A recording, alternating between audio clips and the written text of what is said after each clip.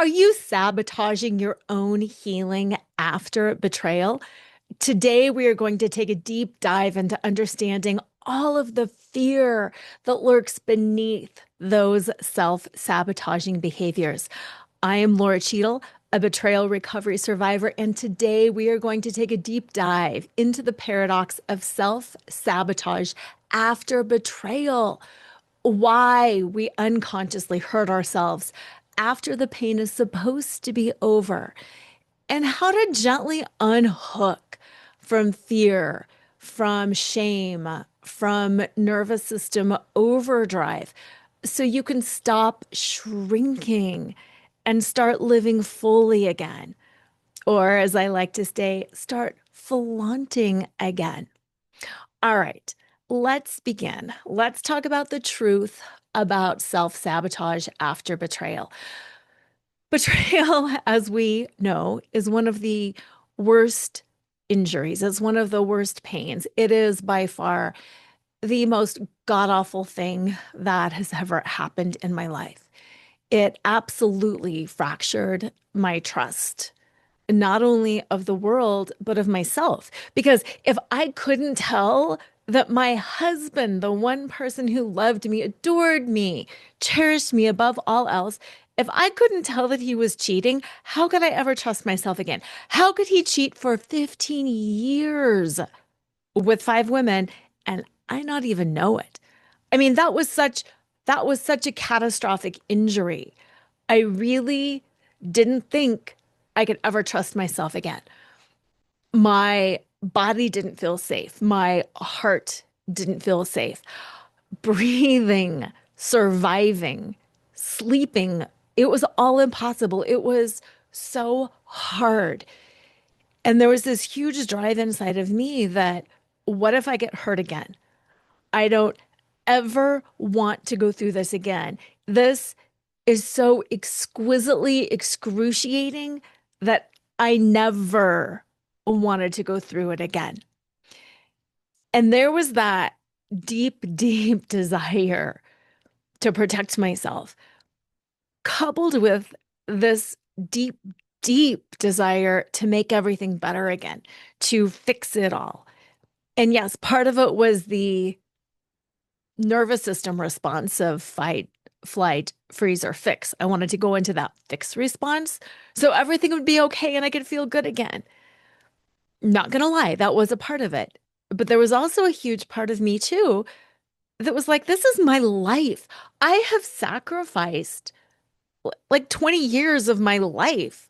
I had been married for 23 at the time, but I had really sacrificed a good solid 20 of those years supporting my husband in his career, building our family, taking care of everything for us because I thought we was this unit. I thought we were in this together. So there was this huge compulsion, this huge drive, like the opportunity cost, not to have those 20 some odd years wasted, but to make it worth something, to keep my family intact, to keep my home intact. There was this huge drive to preserve, to make all of that worthwhile. And those kind of butt up against each other sometimes. That drive to preserve, to protect, to make it all okay again, so we could all get back to normal and feel really good with that protective feeling of again, never again will I go through this. Coupled again with the awareness that I'm not in charge of other people. I can't control what anybody else decides. I don't know if he wants to fight for the marriage. I don't know if he wants to fight for each other. I don't know what he wants to do. And I can't control that either way. And I'm not even sure if I want him to because this was such a bomb that I had no idea was coming. So all of that was coming up, and I know you can relate because I'm sure you've been there too. All of that is coming up, wanting to feel good, wanting to make sense of this all. But then there's also an overwhelming feeling that he has got to know that this is not okay. I have to let him know how horrible this is for me because he's not inside my body. He doesn't know how this feels. And I'm not letting him off the hook. I'm not just going to heal too fast and get over this and have him think that it wasn't as devastating as it was. There was a huge part of me that wanted him to suffer every bit as much as I was suffering, if not more. I wanted him to hurt. I wanted everybody to hurt. I did not want to be in this alone. And it was from that place of wanting him to hurt and wanting him to see how bad it was for me that early on I took some actions that were not healthy or healing for me. They were intentionally designed kind of to be manipulative to make sure he knew he was hurting or had hurt me and to make sure he knew I was still hurting. We're not okay, buddy. I'm not just getting coaching and moving through this. I'm not just meditating and moving through this. You hurt me, and by God, I want you to feel every bit of that hurt. And I gave you so much love and I gave you so much consideration. And I did so much and sacrificed so much for you. And I don't want to be graceful about that anymore. I want you to know how much I did for you. I want you to feel every sacrifice. And I want you to frickin' worship the ground I walk on for doing that and for staying here and for even considering making amends with you. That was huge. Those were very powerful, strong feelings inside of me. And here's the thing about that. That self-righteous indignation can be powerful. Self-righteous indignation is very powerful. And it made me feel very strong and very morally superior and very proud of myself. And it also is exactly what hurt me. My pride, my assurance that I was doing things right, my arrogance, my certainty so often kept me from experiencing joy and fulfillment and connection where really I deserve to feel it most.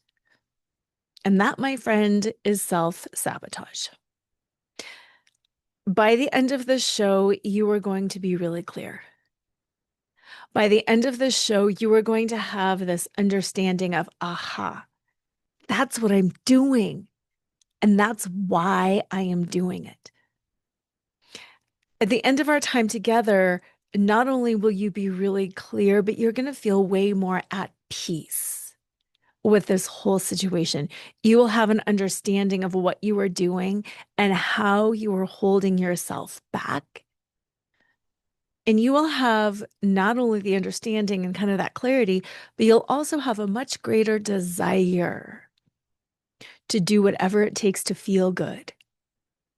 You are going to have a much bigger desire to lean into the fullness of your life. You will no longer self-sabotage. You will stop self-sabotaging and you will start empowering yourself, trusting yourself, taking action on your own behalf, granting yourself, and this is important, permission to do, to say, to think, to feel whatever you need to do or say or think or feel to feel really good, to feel really strong, and most importantly, to be really, really happy. And if this show makes an impact on you, which it will, it's my biggest desire that you share it with others. This show is powerful in that we break down a lot of stigma. We break down a lot of shame, and I bring you a lot of information that is necessary for us to move forward as women, as survivors. You might know that 1 in 5 women are cheated upon by their intimate partner. 1 in 5 women have a partner who is cheating on them. And that's on the low end of the spectrum.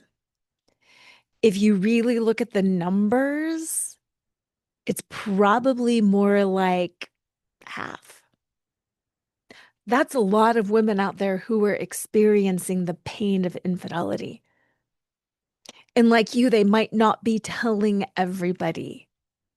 Like you, they might be afraid that people will judge them, that people will think they did something wrong, that they're not a good partner. So please do everybody the service of sharing this show, of sharing this kind of information, just putting it out there. So those women who are in this situation can know where to come to for help, for support. Like, share, rate, and review wherever you get your podcasts and really help us all make a powerful difference. All right, let's go back to this whole self-sabotage thing. What is really going on when we self-sabotage ourselves? What is going on in our nervous system, in our subconscious mind? Why would anybody do something that hurts themselves? It makes no sense, right? Well, on the surface, it makes no sense why we would take action, why we would do things that hurt ourselves. But underneath, it makes perfect sense. That fear of hope. I don't want to hope and I don't want to be disappointed. I don't want to put myself out there and I don't want to lose again. I survived this time, but oh my God, the pain was so intense. I never want to go through that again. That makes sense. We also have these subconscious beliefs that I really don't deserve anymore. That this, honest to God, was the best that I could get. So I either need to make peace with this because it's the best that I can ever get, or I have to move into a future that is clearly worse than this. I'll be old and alone and poor and friendless. But here's the thing. When we let that trauma response, fight, flight, or freeze, oh my God, fear, I don't want to go through this again. What if he cheats again? What if I do all this work and it's really not that good anyway? What if we should have been divorced 15 years ago? What if I don't survive next time? What if I don't deserve more? What is the best? What if this is the best I will ever get? We have that push-pull effect. We have the foot on the brake, the foot on the gas. I want to heal and I want to get better, but not too fast. I want to heal and I want to feel good, but not too much because it's going to let him off the hook, because it's going to disrupt a belief that I have that I'm not good enough. Because what if I am the only one in my family who's really happy? Because what if I do have it all and everything is wonderful and joyful? Then people will judge me. I need to be down here in the muck with other people fighting, struggling, not having enough. Because suddenly, if I have too much and my life is happy, people won't like me and then I'll be alone.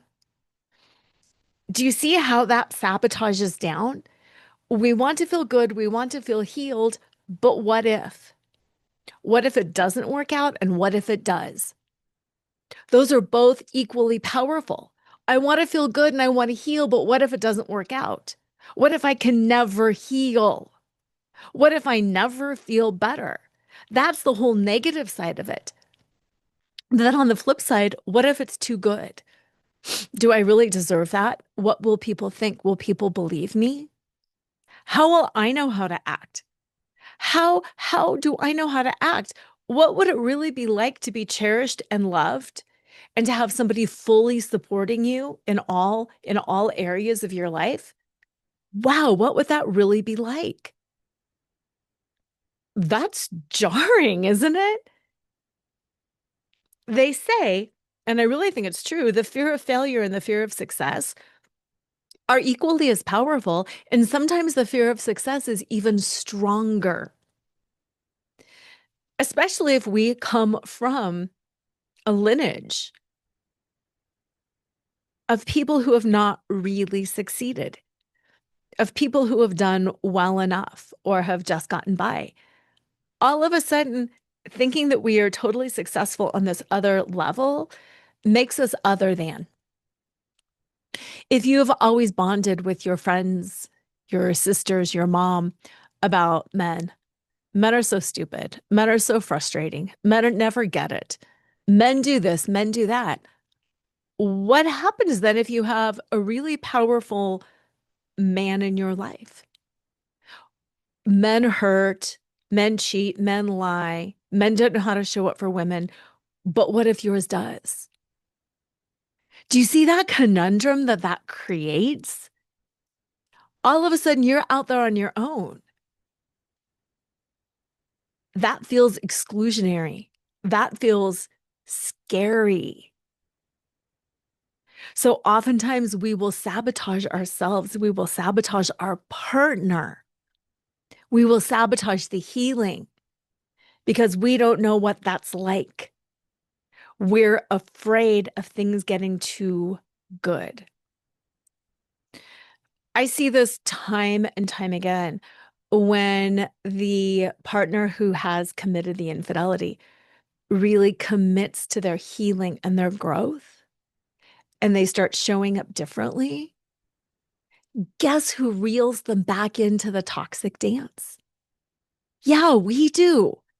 The betrayed partner, we reel them back in because we don't know how to respond and react and be in a healthy relationship. We say we do. We say we do. But then we don't know how to show up differently. Take a few breaths. How is this landing? We're in this together. I want you to be honest. How is that landing for you? Is it easy for you to be like, yeah, I'm just going to let down all of my defenses. Um, I'm fine. There's no fear. I'm just going to slide into perfection? Or are things coming up? I know I bonded with so many of my friends, my mom, my friend, my, neighbors about our frustrating husbands. And it was kind of funny, but it was bonding. If I didn't have those jokes to share, would I be left out? I wanted to be cherished. I wanted to be the goddess. I wanted to be the queen. I wanted to be respected and honored. But I was not honoring myself. I was subjugating myself. And to have a partner that really elevates me means that I have to elevate myself. If my partner is really elevating me, I have to elevate me. And that means I have to change. That means I have to do things differently. Wow. What my ego does, what my mind does in those moments then is throw up this resistance. He's the one with the bigger problems. I'm not going to do that until he does that. He doesn't deserve me after all I've given him. Who does that hurt? That hurts me. And yet still I would talk out of both sides of my mouth. I want this healthy, healed partner. But I had this subconscious awareness that once he healed, then my issues would come to light. Yeah, his healing had to go first. His healing was bigger and louder. The cheating, the narcissistic behaviors, that was all big and loud. And it was so big and bright and loud that my issues could never really come to light. Once he heals, then the spotlight shifted to me. Oh God, I don't want to deal with myself. I just had smaller issues. I didn't have big T trauma. I just had some little things to deal with. I was so much more comfortable focusing on him and his issues because it kept the spotlight off of me and my issues. Hear that again. I was so comfortable shining the spotlight on him and his issues because it meant the spotlight was taken off of me and my issues. So instead of continuing to move forward and heal, it can be more comfortable to self-sabotage yourself, your partner. So you can stay in that comfortable pattern of my husband's the problem one. My marriage, yeah, it's him, it's not me. Well, maybe it's a little bit of us, but it's mostly him. So we self-sabotage to deflect, to keep the spotlight off of us. And that's what's really going on when we self-sabotage. Take another breath because this is a lot. This means you really have to admit things to yourself. You know how I say betrayal uncovers the truth? This is one of those truths that it uncovers. It uncovers that you're not comfortable healing. You're not comfortable being that vulnerable. You're not comfortable moving into a healed and healthy relationship. What? Betrayal uncovers the fact that you might not be ready to move into a healthy and healed relationship because it means you both have to do work and you both have to change. I know. And I want to be clear, I'm not saying that your issues, that my issues caused the cheating. They didn't. They had nothing to do with it.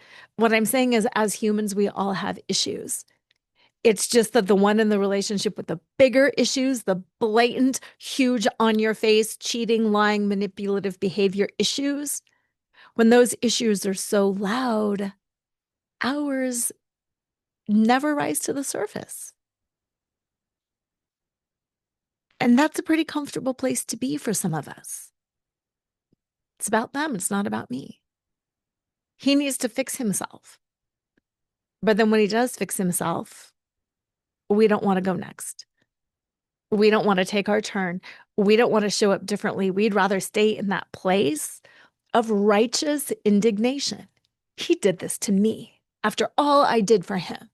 And look at me giving him a second chance, or look at me doing this. Because it feels more powerful to be indignant than it does to be vulnerable. Because if we're indignant and our partner does it again, if we're indignant and it doesn't work out, if we're indignant and they stop their healing, then we got to fold our arms over our chest and be like, I told you so. We got to be right. Yep, I told you so. I knew he wasn't going to be able to do that. I knew this was too much.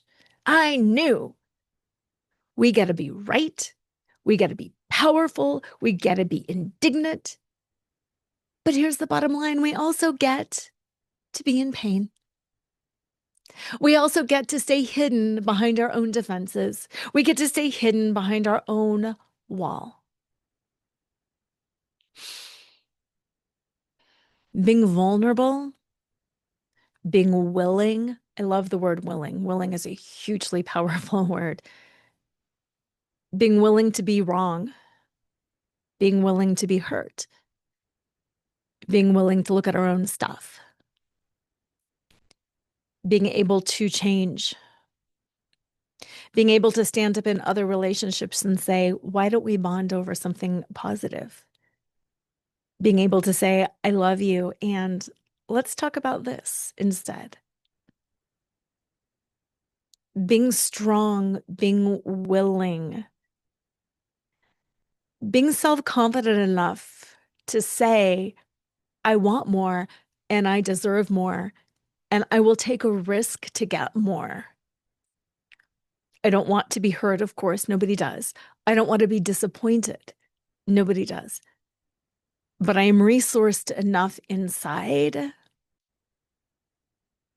I am clear enough in my vision that I am willing to take that chance. It's not even a risk. Take a risk. Risky behavior is different than taking a chance. And let's be really clear. Playing the stock market might be risky. Buying crypto might be risky. Leaping off, doing bungee jumping, leaping from a plane, things like that. Those might be really risky. I'm not talking about risky behavior. I'm talking about choices based in your deepest desire and knowledge of who you are and what you deserve. It's not risky to try again. It's powerful to put a stake in the ground and to say, this is what I want. And this is what I'm going to lean into. And this is what I am going to bravely try. I'm going to be vulnerable. I'm going to be powerful. I'm going to get help. I'm going to invest time and money and resources and energy in myself. I'm not just going to skirt through. I'm going to advocate powerfully for what I want because I deserve that. I deserve this and I am worth it. Being happy is worth it. That's not a risk. Even if it doesn't work out, it's not really the point.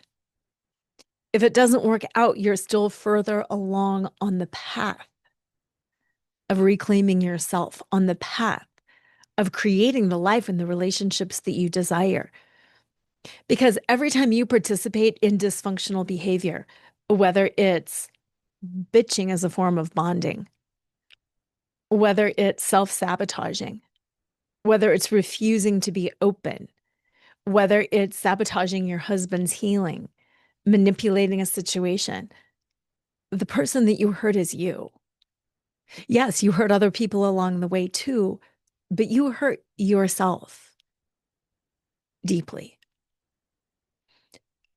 And that's what I want to talk about next is how do you really stop sabotaging yourself, your healing, your relationship?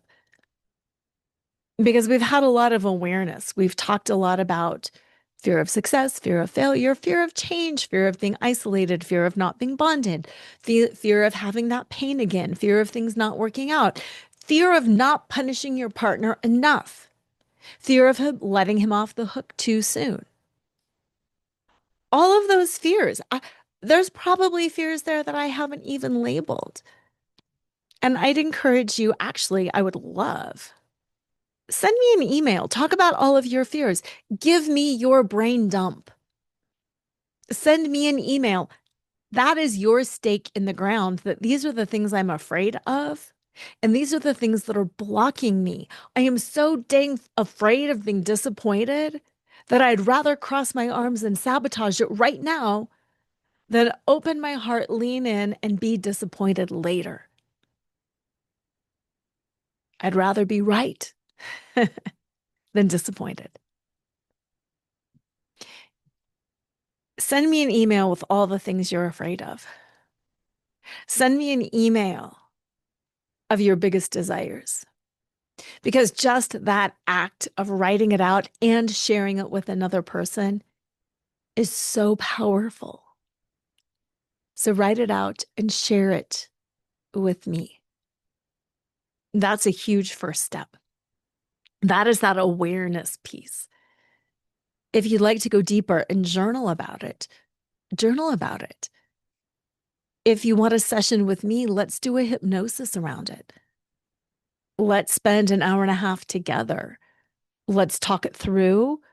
Then let's create a custom hypnosis so we can overcome those blocks, so we can rewire your brain, so you can move through this and actually get all of those things that you say you want, but you're blocking every step of the way. That awareness, that sharing, that getting help, that's the first place to start. But here's another really powerful thing that I want you to do. What would it be like if we all normalized failure? What would it be like to normalize failure? What would it be like to just be able to talk about things that we wanted that didn't work out without deflecting, without blaming, without crossing our arms and saying, I told you so? What would it be like to truly normalize failure? You know that one of my missions with this podcast is to start breaking down the stigma, to start breaking down the stigma around infidelity, around betrayal, around all of these things, around trauma and the impact that it makes on people. We all think, like, well, if I'm smart enough, it's not going to happen to me. If I'm pretty enough, it's not going to happen to me. If I do everything right, it's not going to happen to me. I thought that. I thought that. I thought I was so dang good. I was kind of smug in how good I was. I worked out. I worked on my body. I always put on my makeup. I decorated my house. I had such a clean house. I did great meals. I smiled. I was pleasant. I was fun to be around. I like did it all. So I was safe, right? No, no, none of us are safe. One of the things that drives me so freaking bonkers is when I tell people what I do. I'm a former attorney who now works with women around betrayal recovery. I was betrayed by my husband, and I help women reclaim their identities and rebuild their lives on an emotional, energetic, soul level so they can turn this devastation into a reclamation of all that they are and all that they can be. People rarely say, wow, that's amazing. Instead, they say, oh, I trust my husband. Oh, I have a really good marriage. Oh, no, we're really bonded. And sometimes it makes me want to laugh. And sometimes it makes me want to whap them upside the head because I'm like, and you think I didn't? You think I didn't? You think I mistrusted my husband? You think we didn't have a good. That's why it's betrayal. Hello. Hello, McFly. That's why it's betrayal. If you don't trust your partner, if you have a horrible relationship, if things aren't going well, it's not that big of a betrayal because you're like, yeah, well, suspected that. It's a betrayal. I mean, it's still a betrayal, a technical, but it's a huge betrayal. The reason you're here, the reason you're listening, the reason this is rocking your world the way it rocked mine, the reason that I spent 3 months laying on the floor sobbing is because this is not what I expected. It's because we had a great relationship. It's because we had a rich life. It's because we had depth. It's because we had fun. It's because I trusted him with every fiber of my being to take care of me, to love, honor, and cherish me. That's why it was so bad. Hello. If you don't have those feelings and you expect it, you're probably not really listening to the show because you're like, yeah, well, suspected it. Time for divorce. Never trusted him anyway. Bye. It's really ironic. It's really funny. And that's the stigma that I'm trying to break down. The stigma that it happens. Let me tell you, it happens to good people. It happens to capable people. It happens to competent people. Quite honestly, let me tell you this. Do you know who my clients are? Do you know my clientele? My clientele is high achieving women. The cheaters are high achieving, successful men. We are not talking Jerry Springer show people here. And that's what was so hard for me when I first started going through this. I kept thinking betrayal recovery, what with those kind of people? No, no, no, no, no. My clients are powerful. They are smart. They are aware. They have done everything right. And yet this still happened because that is stinking reality. And I hate that for all of us. Oh my God, I hate that for all of us. So we were talking about normalizing. Wouldn't it be nice to normalize this? Wouldn't this be nice to understand that betrayal happens? Wouldn't it be nice to understand that hurt people hurt people? Wouldn't it be nice to understand that we can fail? We don't have to be perfect. We can chase our dreams and not achieve them. And it says nothing about us other than, dang, what an amazing person you were for being brave enough to go after your dreams. I want to be rewarded for my bravery, for taking the risks, for putting myself out there. Oh my God, I have done so much. This is amazing. Let's not talk about the outcome. Let's talk about the action that I took. It's not the attachment to the outcome that we should be focusing on. It's the actions that we're taking. I'm doing everything to heal. I'm doing everything to educate myself. I'm doing everything to support my partner. I'm leaning in and I'm doing it all. And if I get burned, it's not the outcome that I attach to. It's that I know I did everything along the way. I gave it my all. I supported him in his healing. I supported me in my healing. I supported them in their healing. I hired the coach. I did what my coach told me to do. I showed up. I was raw. I was vulnerable. I was honest. I answered the questions. I did the journaling. I used the asynchronous communication Voxer support that Lora offered me, and I talked my feelings out moment by moment, day by day. I let myself cry. I went to EMDR. I did a marriage workshop. Like at the end of the day, don't you want to know that you did it all? I think that is so powerful. At the end of the day, I did it all. If it failed, I know I did it all, and failure doesn't really matter. About three-quarters of my clients, their relationships work out, and about a quarter of my clients end up divorced. And not one of those clients, at the end of the day, really feels like divorce was a failure. They feel like it was a disappointment. They feel like their partner didn't show up. But my goal for them is for them to know I did everything that I could. I got the help I needed. I leaned in. I was supportive. I did it all. So by the time it becomes apparent that they need to walk away, they don't have any question left in their mind. And that's what I want you for you. I don't want you to question if it's the right decision to go or to stay.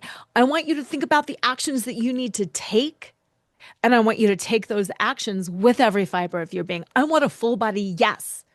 Yes, I'm going to do this. Yes, I'm going to try. And it doesn't matter what the outcome is. I don't care. I mean, I do care, but I don't care. At the end of the day, if anybody ends up together or apart, what I care about is that they did it all.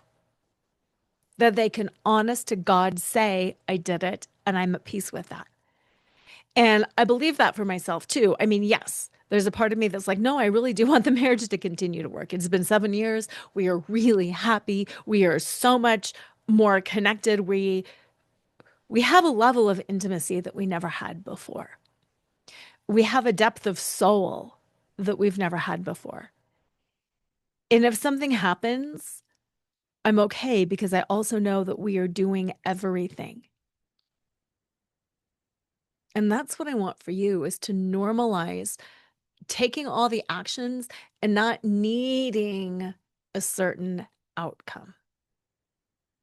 Not needing a certain outcome. I want to talk a little bit about some micro commitments. Micro commitments that you can do day in and day out that will help you recognize when you're self-sabotaging and then stop self-sabotaging.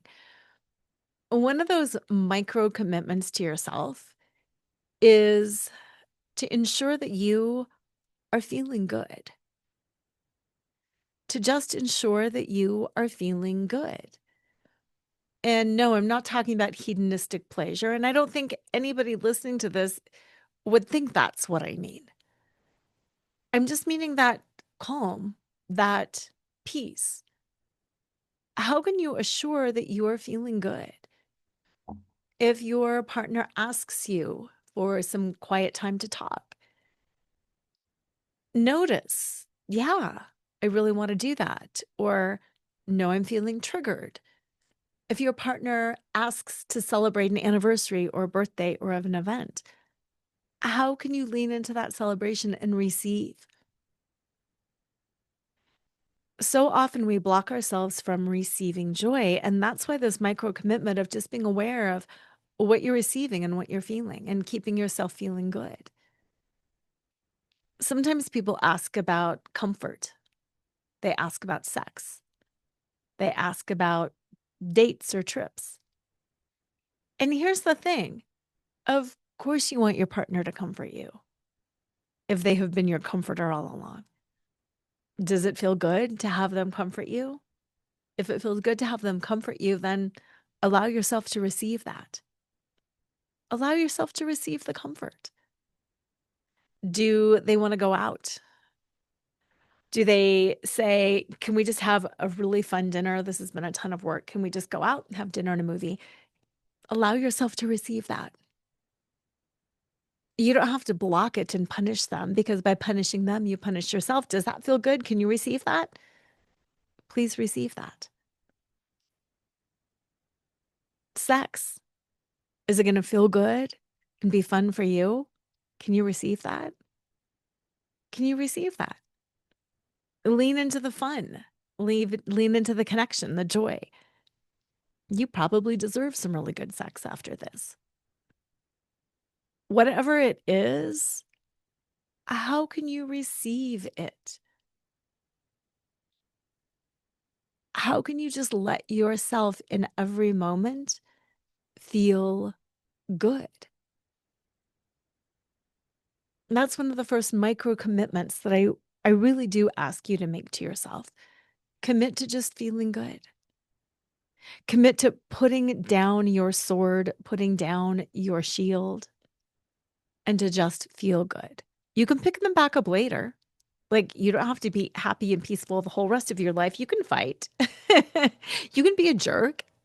You can do whatever you want. But right now, can you just let yourself feel better? It can be such a revolutionary thought sometimes, just to be like, oh, actually, I can. I can just have fun. I can go to dinner. I can celebrate a holiday. I can be comforted. I can. Because it doesn't necessarily even mean anything other than I'm letting myself feel good. I'm letting myself be supported. I'm letting somebody take care of me, and I'm letting somebody make me happy. And if you're really struggling with that, my question to you is, why don't you think you deserve it? Why don't you think you deserve it? Why is it hard for you to receive? Who told you you weren't worthy of support? When was the first time you remember feeling like you weren't worthy of support or attention or love? When was that first time? How many times throughout your life have you felt unworthy? How many times have you said, if I want it done, I have to do it myself. Nobody does it as good as I do. Nobody's going to be there for me.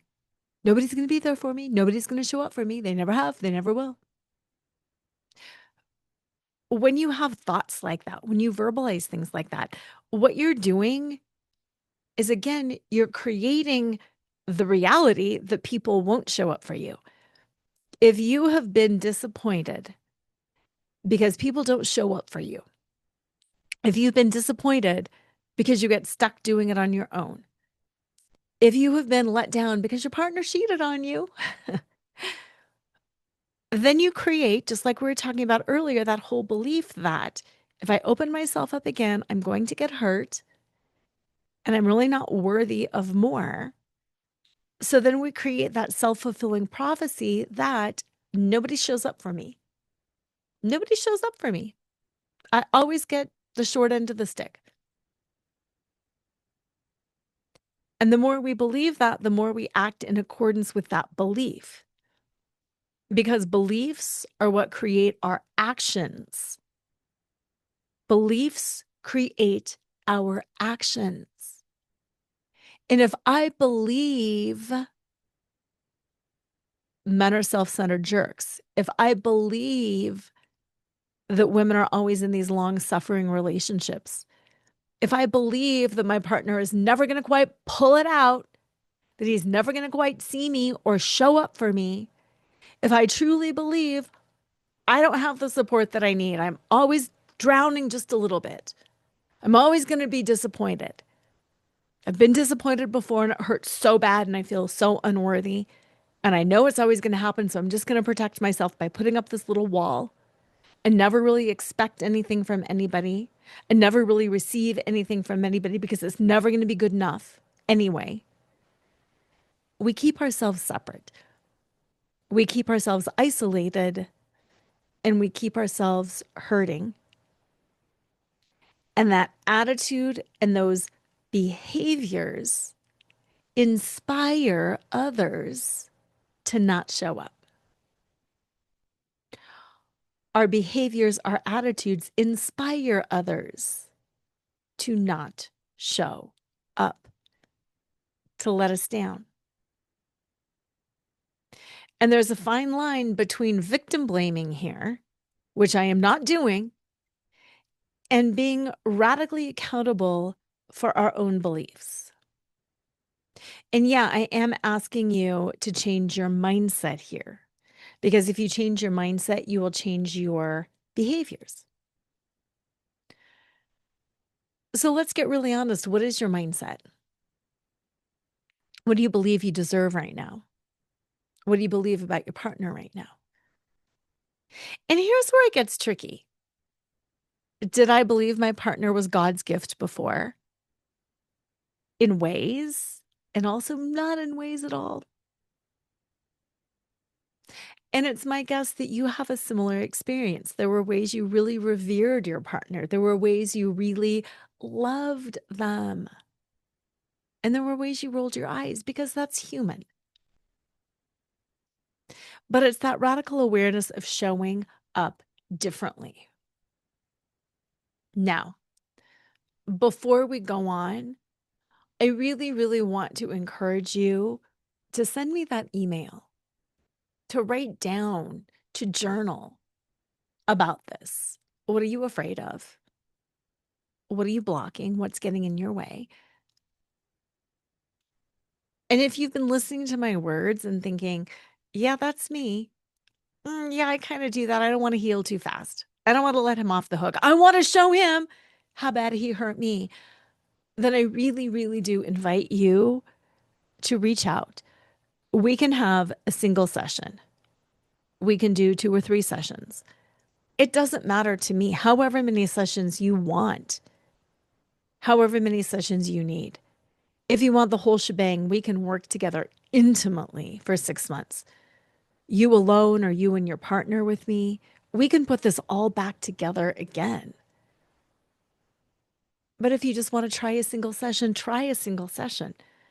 But I really encourage you just to reach out and to get help, to do the work, and to make the changes.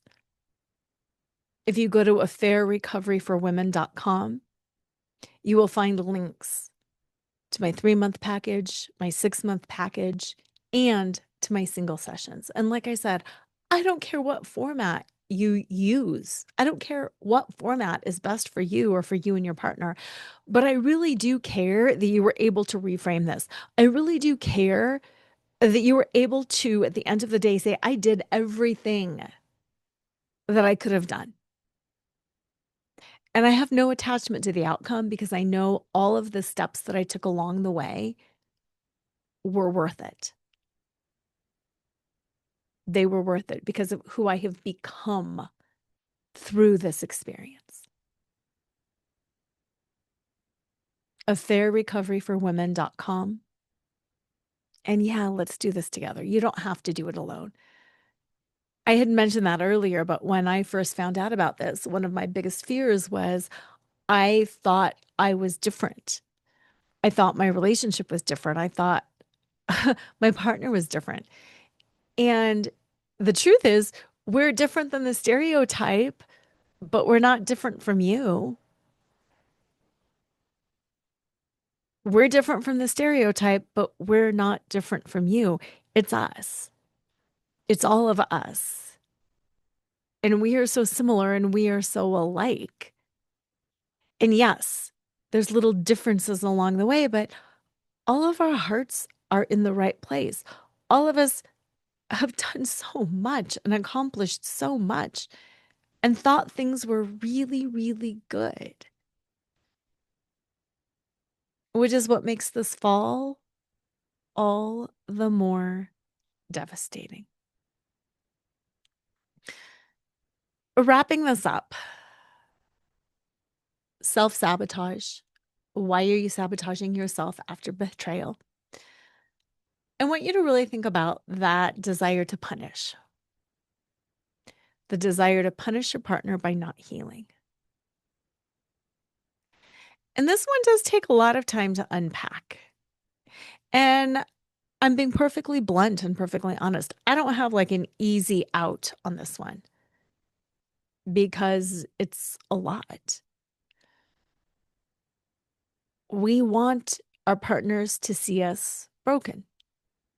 We want our partners to see how bad they hurt us. And that's okay. And it's especially okay because the wound of infidelity and betrayal, it's an internal wound. If we were hit by a bus, if the bus crushed our heart,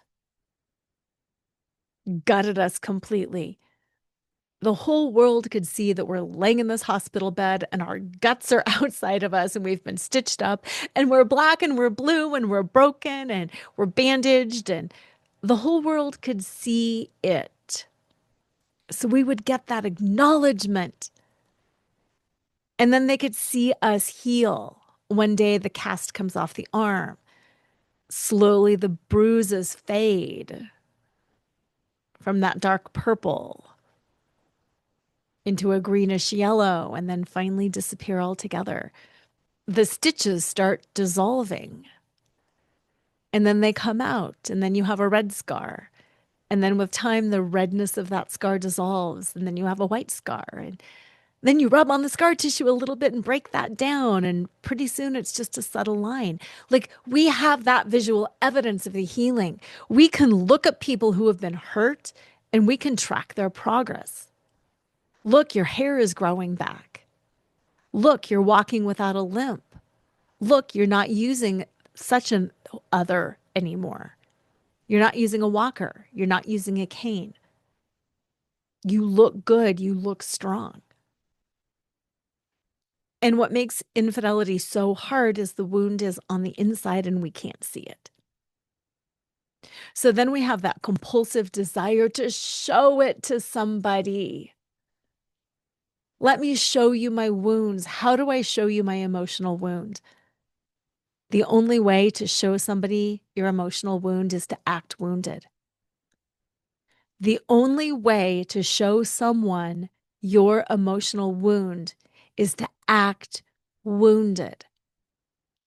Let that land. So what do? We act wounded. What do? We act victimized. We show people how bad we were hurt by acting it out because we desperately want them to know what our internal experience is like. And while that is valid, and while it is okay to do that for a while, It is all too easy to get stuck, to get locked in, and that is what I don't want to have happen to you. I don't want you to get locked into showing everybody your wounds. I want you to recognize that even though you don't see healing, healing is taking place. You don't see the stitches coming out. You don't see the scar fading away. You don't see the bruises disappearing, but every single day you are healing too. So I want to leave the show with a very poignant question. And that question is, what can you do to show your healing? What can you do to show your healing, not only to yourself, but to the world? And I want you to be very acutely aware of the resistance that pops up. Not to my cheating partner, or not until he gets it, or but I don't want him to see. Be acutely aware of that resistance,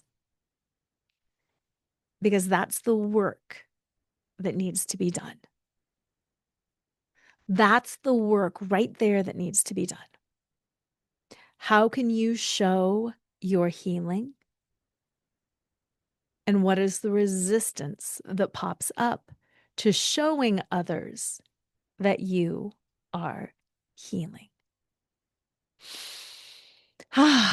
Take one more deep breath, because this is deep soul work. My lovely soul sisters, this is deep soul work. This is where it's at. We're on this journey together. We've been thrown into the fire together. We've walked through the dark night of the soul together. And it's our sacred duty to help usher each other back into the light. So let's get to shining, shall we? I really look forward to your emails. I look forward to our sessions together, whether it's a one-time session or 6 months together. I'm here. You're here. It's just us. We've got this. Have an amazing week. And as usual, always remember to flaunt exactly who you are, because who you are is always more than enough.